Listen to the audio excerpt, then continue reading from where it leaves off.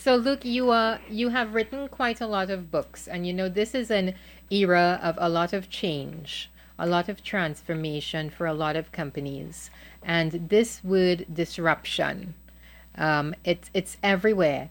So, I know that with change as human beings, we have this fear.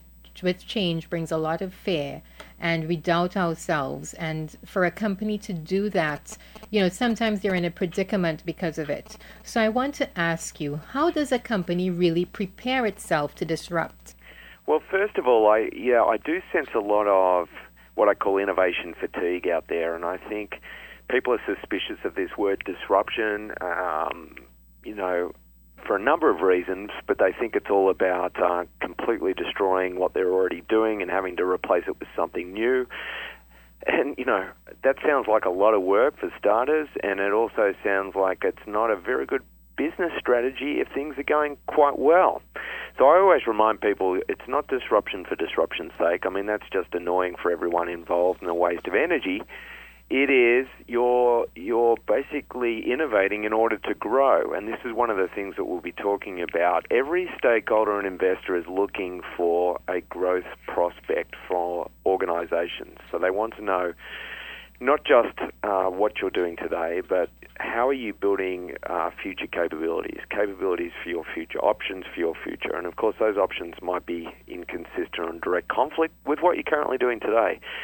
But I do want to address your question on change and the fear of change. And I believe one of the big reasons we've got a fear of change is that we've got no tools for change. We've really got no tools for disruption.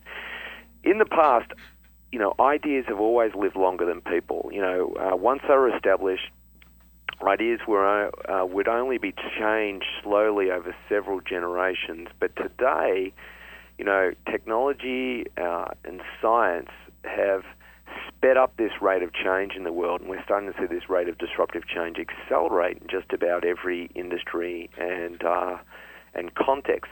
So for the first time, really, people are actually living longer than ideas, which means that for the first time, people really need to change their ideas within their lifetime in order to keep up with the world, or change it within their careers and change it within their industries.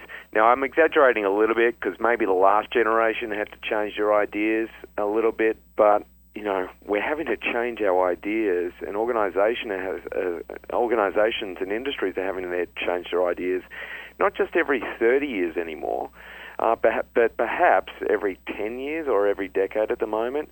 And there's some predictions that, people now with all these, what's happening in data analytics, artificial intelligence, virtual reality, et cetera, organizations are going to have to change their ideas, within every 5 years.